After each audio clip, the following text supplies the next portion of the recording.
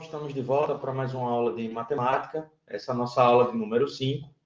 Aqui nós vamos resolver algumas questões sobre os assuntos que foram vistos nas aulas anteriores. Então, para começar, eu gostaria de revisar aquilo que a gente já viu nessas 4 aulas anteriores. Então, vimos aí a definição matemática de uma função, isso foi estudado na primeira aula. Em seguida, vimos o conceito de domínio, contradomínio e conjunto imagem de uma função. Vimos também a análise de gráficos. Então, eu mostrei para vocês alguns tipos de gráficos que podem ser encontrados no estudo de funções. Vimos a classificação das funções, em funções sobrejetora, injetora, bijetora, função par, função ímpar. Vimos, na última aula, a composição de funções e a inversão de funções. Se ficar alguma dúvida sobre esses assuntos, eu recomendo que vocês voltem e assistam às aulas anteriores. Também eu passei para vocês, em todas essas aulas, algumas atividades do livro. E o interessante é que vocês tenham feito essas atividades até vir para essa aula, até chegar aqui nessa aula. Então, vamos lá. Nossa primeira questão, ela é baseada na definição da função, certo? Uma questão de conhecimento básico, onde o aluno precisa entender a relação entre duas variáveis, uma variável dependente e uma variável independente. Então, vamos lá. O salário de um funcionário da indústria é calculado seguindo a lei S igual a 600 mais 0,1 vezes N, onde N é o número de peças por ele fabricadas e S é o seu salário. Nessa situação, caso ele fabrique 1.500 peças, quanto seria seu salário?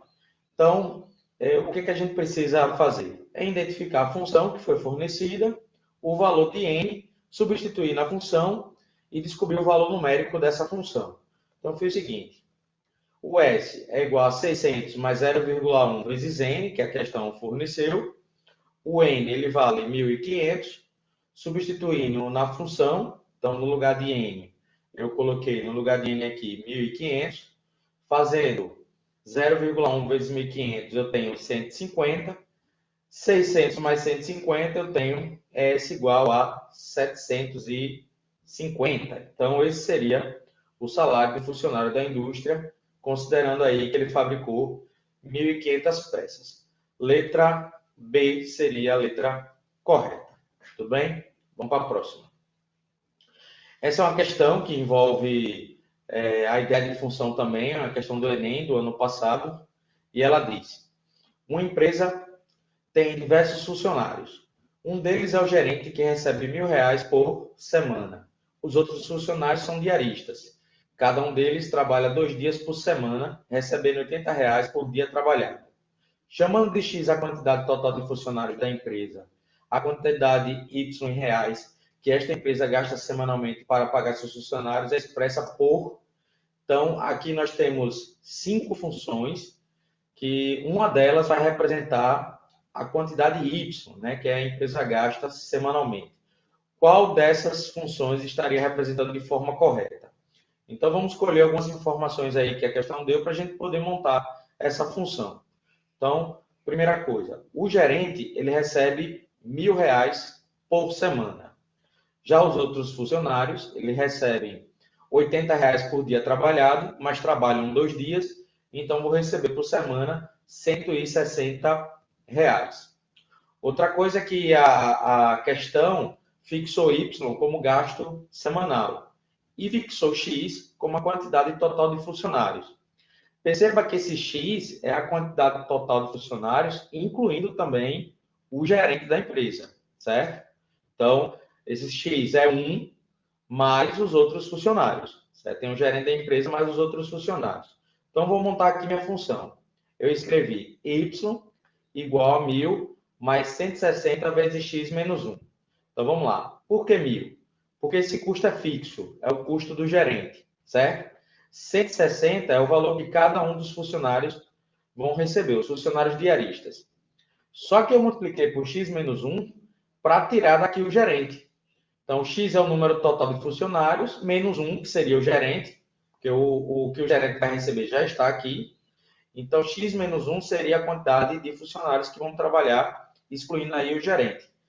Multipliquei aqui 160 por x, 160 por menos 1. Fiquei com essa seguinte função, 1.000 mais 160x menos 160. Dei uma arrumadinha, né? Ficou 160x, 1.000 menos 160, 840. E cheguei à conclusão que a função que representa o gasto semanal dessa empresa é a função da letra D, né? Y igual a 160x mais 840, certo? Vamos para a próxima. Analise as afirmações abaixo, classificando-as em verdadeira ou falsas. Essa questão ela vai falar sobre a classificação de funções em injetora e sobrejetora e bijetora, certo? Então, no item A ele diz, se uma função é bijetora, então ela é sobrejetora? Sim, é verdade. Para que ela seja bijetora, ela precisa ser ao mesmo tempo injetora e sobrejetora. Então, o item A ele é verdadeiro. B, toda função injetora é bijetora? Isso não é verdade. Para ser bijetora, como eu disse, para ser bijetora, precisa ser injetora e sobrejetora. Só o fato dela ser injetora não garante que ela seja bijetora também. Então, falso. O item C diz, se qualquer reta paralela ao eixo das abscissas intercepta o gráfico de uma função em um único ponto, então a função é injetora, sim. Esse item é verdadeiro, porque se isso acontecer, para cada 2x diferentes que a gente escolher da função, teremos 2f de x também diferentes, que é a definição da função injetora. Item D. Se o contradomínio de uma função é igual ao conjunto imagem, então a função é sobrejetora? Verdadeiro também. Essa é a definição da função sobrejetora. No contradomínio não pode sobrar nenhum valor de y lá usado para que o contradomínio e a imagem sejam iguais, certo? Então, esse item aí é verdadeiro. Item E. Se uma função é sobrejetora e injetora ao mesmo tempo, então a função é bijetora? Sim. Essa é a definição da função bijetora. Para que uma função seja bijetora, ela precisa ser ao mesmo tempo sobrejetora e injetora. F. Se uma função é bijetora, então ela não pode ser injetora. Então, a letra E já diz que a letra F está incorreta, né? É falsa. Porque para que a função seja bijetora, ela precisa sim ser injetora também.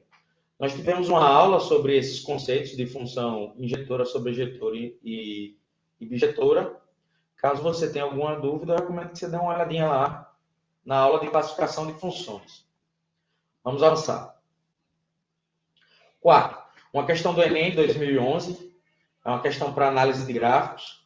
Ele diz, de acordo com os números divulgados pela Agência Nacional de Telecomunicações, Anatel, já há no país 91 celulares em cada grupo de 100 pessoas.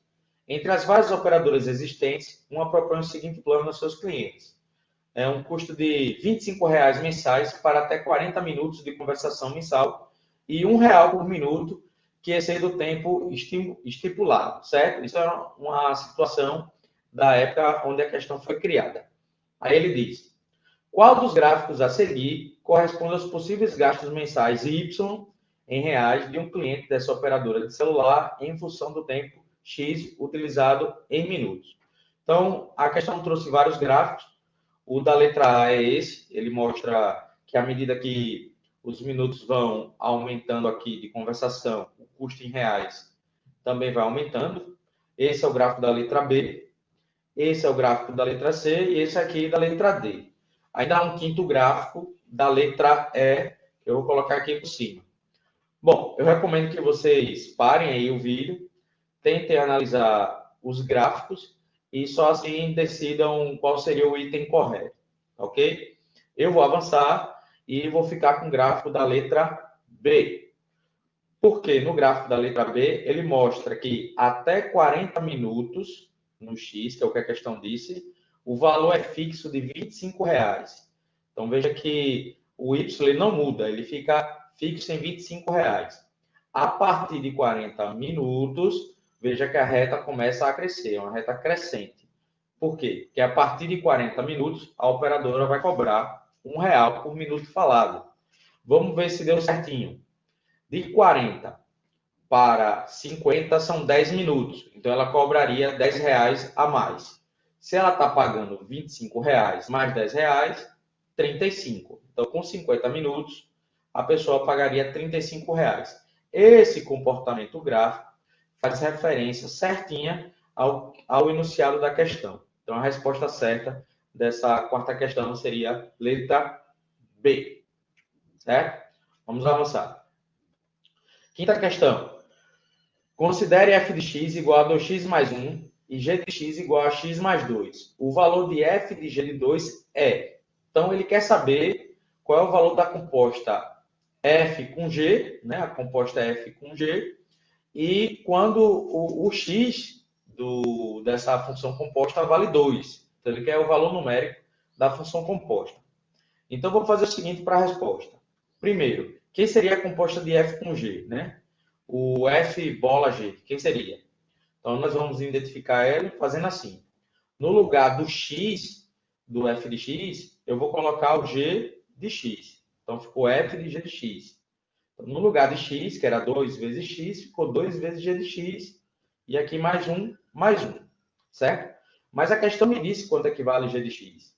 G de x vale x mais 2. Então, aqui no lugar de g de x, eu substituo x mais 2. Dá para arrumar essa função composta, né? Multiplicando o 2 pelo x e o 2 pelo 2.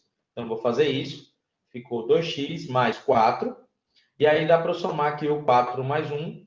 A função composta de f com g ficou 2x mais 5. Certo? Mas a questão ainda não quer isso. Ela quer o valor dessa composta quando o x vale 2. Então, eu vou substituir. No lugar de x aqui, eu coloquei 2. No lugar de x, eu coloquei 2. 2 vezes 2, 4. 4 mais 5, 9. Então, o valor de f de g de 2, né, que é a composta de f com g, vale 9. Letra D. Nossa última aula falou sobre composição de funções.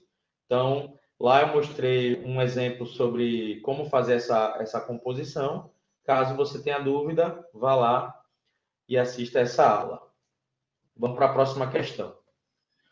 Bom, a sexta questão é uma questão que fala sobre função inversa.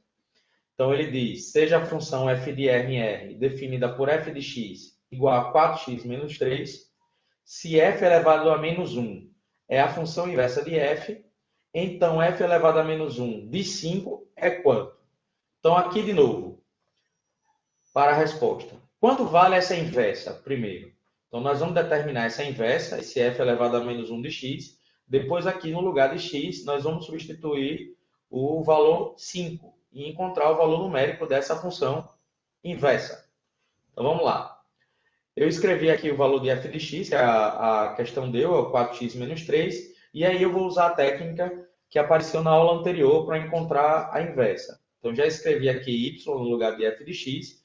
E agora eu vou trocar x por y. Então, ficou no lugar de y o x, no lugar de x o y. E agora o próximo passo para encontrar a inversa é isolar esse y. Então, o menos 3 ali que está subtraindo, eu passei para o lado direito, o esquerdo, quer dizer, da igualdade, né? Ele estava subtraindo, ele veio somando. Tá? Sinal negativo veio positivo. E o 4 aqui que está multiplicando o y, eu vou passar para o lado de esquerdo da igualdade, dividindo. Então, ficou x mais 3 sobre 4 igual a y. Esse x mais 3 sobre 4 já é o valor da inversa, certo? Mas aí eu vou escrever com a anotação que a questão deu. Então, ficou f elevado a menos 1 de x é igual a x mais 3 sobre 4. Essa é a inversa. Mas essa inversa aqui ainda não representa o resultado da questão, porque ele quer o valor dessa inversa quando x tiver valor 5. Então, qual é o valor numérico da inversa? Então, vou substituir. No lugar de x aqui eu coloquei 5. No lugar de x, 5 também. E aí eu vou fazer as operações. 5 mais 3 dá 8. E 8 dividido por 4 dá 2. Então, o valor de f elevado a menos 1 de x é igual a 2, letra C. Certo? Como eu disse, essas informações apareceram na última aula. Qualquer dúvida, vocês podem estar olhando os exemplos que apareceram na aula anterior. Bom, pessoal, essas foram as informações, né? São as resoluções das questões que eu tinha para passar para vocês. Essa semana eu vou deixar uma atividade para vocês na apostila. Vou estar compartilhando com vocês essa semana, certo? Anote suas dúvidas para estar tirando nos plantões ao vivo. Eu espero que vocês tenham gostado. Valeu, tchau.